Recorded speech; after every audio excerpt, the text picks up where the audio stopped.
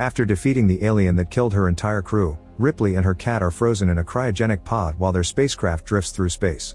Eventually the ship is intercepted by a salvage vessel, and since the crew thinks Ripley's ship is an old abandoned shuttle, they use a welding torch to make their way inside. However, their salvaging plans are dropped when they notice Ripley is alive. Sometime later Ripley wakes up in the medical bay of a space facility orbiting Earth. After a nurse checks on her, she's visited by Burke, a representative of the company Ripley works for. Burke brings her the cat and informs her that she's been in hypersleep for 57 years because her ship drifted through space until the salvage vessel found it by coincidence. Suddenly the cat hisses and triggers Ripley's PTSD, causing her to start convulsing. The staff comes over to try to restrain her while Ripley asks them to end things for her, then she pulls her shirt up to reveal something dangerous in her stomach. At that moment Ripley wakes up, confirming the last part had been a nightmare. A nurse asks her if she needs something to help her sleep, but Ripley declines. Sometime later, the company's board interrogates Ripley about what happened, so she shares everything about her fight against the alien. However, they don't believe her and consider her mentally unstable, so they revoke her flight license and submit her to psychiatric supervision. Ripley asks why they don't send people to the planet where her crew found the alien to get proof and learns that the planet, which has been named LV-426, has already been colonized for 30 years by terraformers, who are creating an atmosphere to make the place habitable. A few days later, Ripley finally is released and gets an apartment, where Burke visits her again with Lieutenant Gorman of the Colonial Marines. They tell Ripley that they lost contact with LV-426 and think it must be the aliens, so the company will send a squadron of Marines to investigate. Since Ripley has experience with these aliens, they would like her to come and be an advisor, and if she agrees, the company will reinstate her as a warrant officer. However, Ripley refuses, dreading the thought of going back and frustrated at the company's two-faced attitude toward her. That night Ripley wakes up from another terrible nightmare and realizes this won't stop until she confronts her fears. She calls Burke, and after he assures her that the mission to LV-426 is to kill all the aliens and not to study them, she agrees to join the mission. Later Ripley and Burke board a warship known as the Silico, where they meet the Colonial Marines led by Gorman. The group is just waking up from hypersleep and Ripley notices they don't take the alien threat very seriously. During lunch, the Marines play a game with a knife. A bishop accidentally cuts his finger. When Ripley sees him bleed white, she freaks out as she realizes he's an android because during her last mission, another android betrayed them in order to study the alien. Bishop assures her that the new generation of androids have behavioral inhibitors and are incapable of hurting humans, but Ripley angrily dismisses him.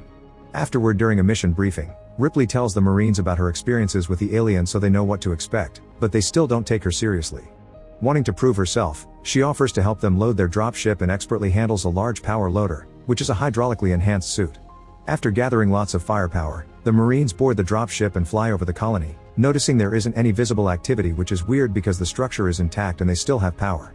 Once they land, the soldiers get on an armored personnel carrier or APC to enter the colony itself by forcing the doors open. They start searching the building with motion trackers and discover the place is empty, but there appears to be evidence of a big battle in the form of barricades, hits from small arms, and even acid burns on the ground, which prove the presence of aliens because they have acid for blood. They conclude the building is safe for now, but Ripley is skeptical. Then Gorman, Burke, and Ripley enter the colony too. In the medical lab, they're surprised to find a series of stasis pods with aliens that snap at them when they get too close. Bishop finds a file describing an attempt to remove an alien from one of its victims before it could implant an embryo, and the removal resulted in the death of the subject. Suddenly they see something moving on the tracker, and when they carefully move to check, something runs in the shadows and the soldiers waste a few bullets. Then the group takes a closer look and they're shocked to discover a little girl called Newt. She's clearly afraid of them and runs away when the soldiers try to grab her, so Ripley follows her into a trash chute, hugging her and talking gently to her until Newt agrees to leave with her. Afterward the group returns to the ship, but Newt refuses to speak. Once again Ripley is patient and gentle until Newt trusts her. The girl explains everyone else is dead and thinks the Marines can't do anything against the aliens. Meanwhile Bishop studies the aliens they found, calling them magnificent. At the main computer, Hudson tracks down the colonists because they all have homing devices embedded in their skin. He eventually finds them all together in the processing station under the main cooling towers in sublevel 3. The soldiers leave on the APC again and start going down the sublevels, noticing that there's interference in their radios. On sublevel 2, they discover some organic hive-like structures that must have been secreted by the aliens. Ripley realizes that the Marines are walking next to the colony's reactor and that their weapons could cause a nuclear explosion, so Gorman orders them to drop their ammunition and only keep the flamethrowers. However, Vasquez and Drake secretly reactivate their smart guns anyway. When they finally reach sublevel 3, they find an alien hive containing the bodies of the colonists, cocooned as hosts for the alien parasites. The Marines carefully move around and eventually find a colonist who is still alive and begs for mercy. The woman suddenly starts to convulse and an infant alien bursts out of her chest, but the Marines act quickly and kill it with a flamethrower. Unfortunately, all the noise wakes up the warrior aliens, which are hiding inside the walls. The soldiers get signals on the motion trackers but can't see the creatures, which suddenly attack by surprise and capture a soldier. This causes a misfire of the flamethrower and lights a Marine on fire, who falls off the edge of the platform. This also starts a fire, and before the others can run away, the flames cause an ammunition stash to explode. Chaos ensues, and while some of the soldiers try to guess where the attacks are coming from, Vasquez and Drake open fire at random. The panic doesn't let them hear Gorman's attempts to organize defense tactics through the radio. The aliens start killing the Marines one by one, and Gorman doesn't know what to do, causing Ripley to yell at him. Since Gorman still doesn't react, Ripley takes control of the APC and drives it through the colony, crashing through the nest to find the 4 surviving Marines. An alien tries to follow them and Vasquez shoots to kill it, only for the alien to bleed acid all over Drake, killing him. Another alien tries to reach inside the vehicle, so the Marines rush to close the doors and Hicks kills it with a shotgun blast, which causes an acid burn on Hudson's arm. The APC accidentally catches on fire as Ripley drives away and the shaking knocks Gorman out. One more alien lands on top of the APC and breaks the glass to try to attack Ripley, but she stops the vehicle to make it fall and then runs over it to kill it. The front gate is closed, so Ripley crashes through it to escape and destroys the APC's transaxle in the process, meaning the vehicle stops working after a few miles. Afterward, the group discusses how to proceed and Ripley suggests nuking the entire colony. Burke protests because he must protect the company's assets and thinks nobody has the right to exterminate an entire alien species. The soldiers are on Ripley's side and she points out that this is a military operation now, so Corporal Hicks is in command. Hicks authorizes Ripley's idea and the group leaves the APC to shoot a flare. The pilots in the dropship see it and get ready for rescue, but as they take off they notice a weird slime on the ramp. It turns out an alien has sneaked inside and now kills a pilot, causing the dropship to fall and crash in an explosion. The team rushes to hide while parts of the dropship hit the APC, destroying most of the team's weaponry. The team is now stranded, so they decide to hide inside the colony for now. The radio works and they call for a rescue team, which will arrive in 17 days. After checking on the remaining weapons to know what they're working with, the group looks at a map of the colony and decides to seal off all possible access routes for the aliens into the main complex. The sentry guns are placed at strategic locations, and Hicks gives Ripley a wrist tracker.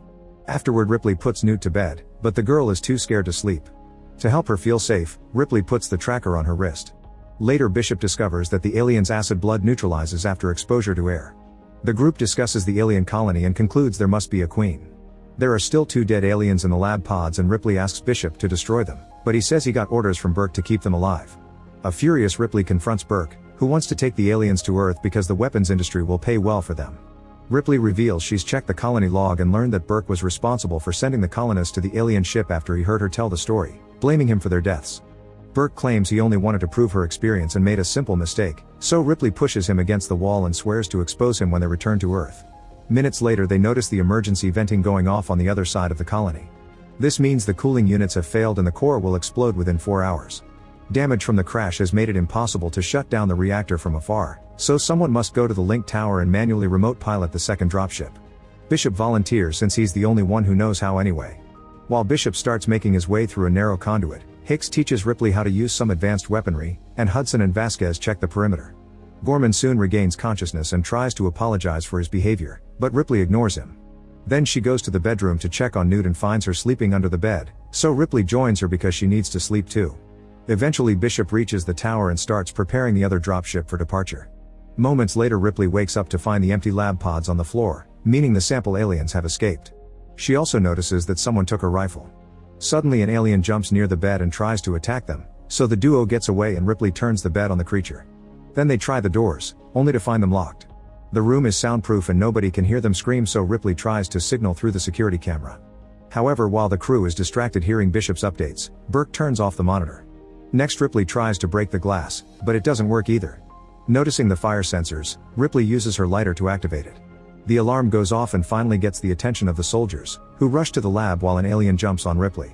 She pushes it away, yet the alien jumps on her again and closes a limb around her neck while the other alien goes after Newt. The soldiers finally arrive and break the glass with a few shots. Soon Hudson is killing the alien that is about to get Newt with his weapon and the others help Ripley. After lots of struggle they manage to rip it off and Vasquez kills it with a pulse rifle. Afterward, Ripley exposes Burke to the crew, explaining he intended to impregnate her and Newt with aliens and sabotage the other Marine sleeping pods to eliminate any witnesses. Then he would return to Earth with the aliens smuggled in the bodies of Ripley and Newt. Burke denies everything but the others believe her, so they discuss what to do with him. At that moment the power is cut off, so Vasquez and Hudson walk the perimeter and see on the trackers that there's movement all over the place. The crew gathers in the central operations room and seals the door, yet the tracker shows the army of aliens coming closer. When they look up, they discover panels on the ceiling and remove one to discover the aliens have sneaked inside through the crawlspaces over the ceiling. The crew opens fire and the aliens drop into the room, so a brutal fight begins. Burke uses the distraction to escape and locks the door behind him, but Alien finds an alternate route into that room and quickly kills him. Hudson puts up a brave fight and kills a bunch of aliens, but sadly he's surrounded by several creatures that take him away. The group manages to force the door open and gets in the corridor while the aliens try to bring the door down. At that moment Newt finds an entrance into the air ducts, so the team escapes through them while Newt serves as a guide. Bishop gets in contact with them and informs them the ship will be ready in 16 minutes. Vasquez is the last one on the line and uses every single weapon she has to keep the aliens at bay, but when she shoots an alien with her handgun, it spills acid blood and hurts her leg. Gorman goes back to help her only to suddenly be surrounded by aliens, so they activate their last grenade to bring them all down, dying in the process.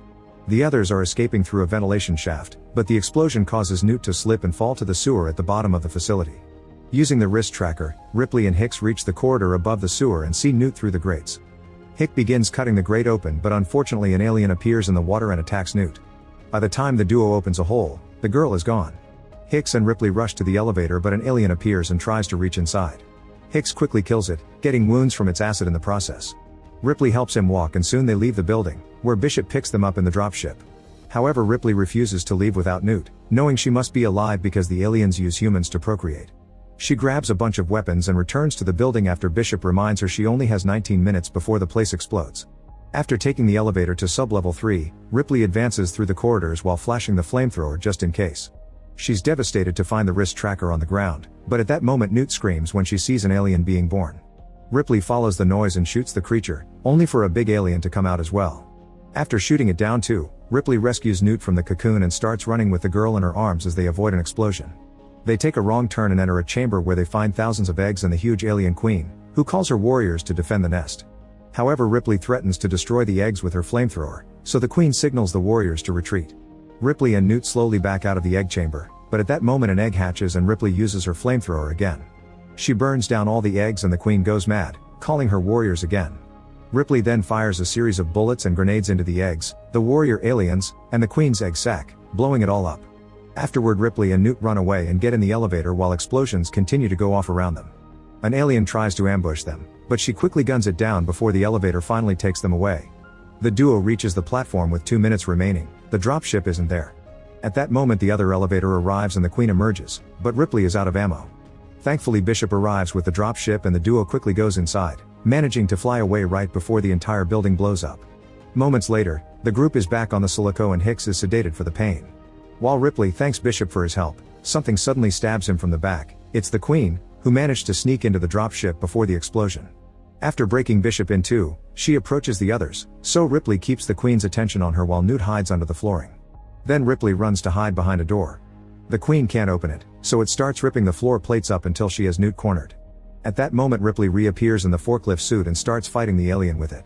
She punches the queen several times and tries to dump her into the ship's airlock, but the queen quickly grabs hold of the power loader and Ripley gets dragged down with her. By leaving the suit, Ripley manages to get out and climb up the ladder, only for the queen to grab her leg. Then Ripley opens the outer lock door, causing air to rush out of the ship. The queen desperately tries to hold onto Ripley's foot, but her shoe comes off and the alien is blown out into space. Newt almost gets blown too, but Bishop's upper torso is still functioning, so he grabs onto the floor grill to hold himself in place and his other hand grabs Newt just in time. With lots of effort, Ripley manages to pull herself up out of the airlock and closes the airlock, barely pulling her leg out in time. Now that they're truly safe, the whole crew gets ready to hypersleep while the ship takes them back to Earth. Make sure to subscribe and turn on notifications so you can watch more videos like this. Thanks for watching.